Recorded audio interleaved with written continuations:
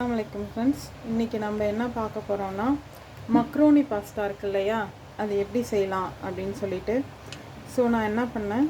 நான் வந்து இந்த சேவரேட்ல மக்ரோனி வீட் பாஸ்தா தான் வாங்குவோம் சோ கொஞ்சம் தண்ணி வந்து கொதிக்க வச்சு அதுல கொஞ்சம் ஆயிலும் கொஞ்சம் உப்பும் போட்டுட்டு நல்லா கொதிக்க வைக்கிறேன் சோ இது கொஞ்சம் வேகணும் வெந்த உடனே ஃபில்டர் பண்ணி எடுத்துக்கிட்டு அதுக்கு அப்புறம் ஃபில்டர் பண்ணி எடுத்துட்டு எண்ணெய் தாளிச்சு பச்சை மிளகாய் பூண்டு கேரட் கோஸ் என்கிட்ட இந்த காய் தான் இருந்துச்சு பசங்க ஈவினிங்ல இப்போ திடீர்னு கேட்டதுனால இருந்த காய் வச்சு நான் செய்கிறேன் நீங்கள் இன்னும் வெஜிடபிள்ஸ் ஆட் பண்ணிக்கலாம் அப்புறம் தக்காளி டொமேட்டோ கெச்சப் சில்லி ஃப்ளேக்ஸ் எல்லாம் வீட்டில் அரைச்சது மஞ்சள்தூள் அவ்வளோதான் வேறு எதுவும் கிடையாது இப்போ எங்க மம்மி வந்து சமைச்சிட்டு இருக்காங்க அதனால தான் நான் எங்க மம்மி கூட உட்கார்ந்துட்டு இருக்கேன் லீவ்ல எங்க வீட்டுக்கு பாட்டி வீட்டுக்கு வந்திருக்கோம் இது எங்களோட பாட்டியோட கிச்சன் தான் இப்போ பாஸ்தா வந்து வெந்துருச்சு வெந்த உடனே நான் என்ன செஞ்சேன்னா வடிகட்டி கொஞ்சம் டேப் வாட்டரில் ரன்னிங் வாட்டரில் விட்டோடனே இது இந்த மாதிரி இருக்கும் ஓகேவா இப்போ எப்படி செய்யலான்றதை பார்ப்போம் இப்போ வானலி சூடான உடனே கொஞ்சம் எண்ணெய் ஊற்றிக்கோங்க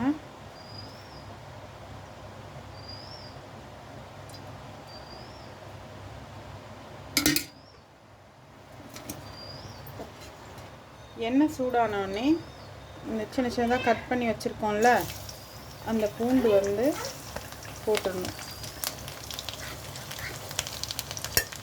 வந்து பூண்டு நல்லா கொஞ்சம் ஃப்ரை ஆகட்டும் ஃப்ரை ஆகிட்டு இருக்கும்போதே அந்த பச்சை மிளகா காரத்துக்கு அது கூடவே நம்ம வச்சுருக்க வெஜிடபிள்ஸ் கேரட் கோஸ்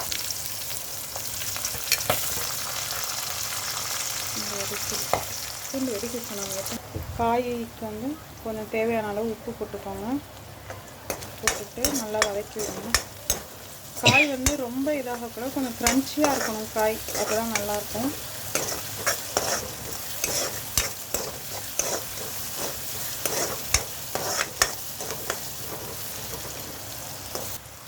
இப்போ கொஞ்சம் தக்காளி நான் வந்து ஒரு 2 தக்காளி அது டேங்கி ஃப்ளேவர் பசங்களுக்கு பிடிக்குன்றதுனால 2 தக்காளி போடுறேன்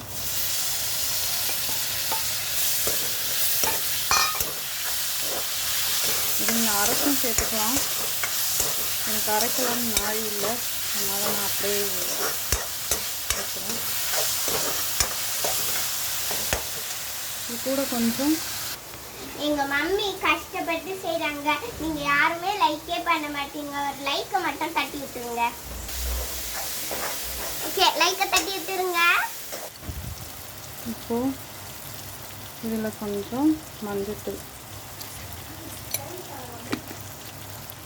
மஞ்சத்தூள் போட்டாச்சு அதுக்கப்புறம் காரத்துக்கு தகுந்த மாதிரி கொஞ்சம் சில்லி ஃப்ளேக்ஸு ஏன் மஞ்சத்தூள் போடுறோன்னா காரம் எப்போ சேர்த்தாலும் மஞ்சத்தூள் சேர்க்கணும் இல்லைன்னா வயிறு புண்ணாயிடும் அதனால் இப்போ இது ரெண்டுத்தையும் நல்லா சேர்த்து வதக்கி விடுங்க நெக்ஸ்ட்டு இப்போ இதில் கொஞ்சம் கரம் மசாலா தூள் மிக்சியில் அப்படியே அரைச்சிருந்தேன் அதை அப்படியே போடுறேன் போட்டு நல்லா வதக்கி விடுங்க எப்போவுமே வந்து குழந்தைங்களுக்கு நம்ம காரம் வந்து அது பச்சை மிளகாவாக இருந்தாலும் சரி காஞ்ச மிளகாவாக இருந்தாலும் சரி நம்ம மிளகா ஆட் பண்ணுறோம்னாலே கொஞ்சம் மஞ்சத்தூள் சேர்த்துக்கணும் அப்போ தான் வந்து அந்த காரம் அவங்க வயிற்றை வந்து புண்ணாக்காது இப்போ இது வதங்கிடுச்சு நான் வச்சுருந்தேன் இல்லையா பாஸ்தா அது எல்லாத்தையும் இதில் ஆட் பண்ணிக்கிறேன்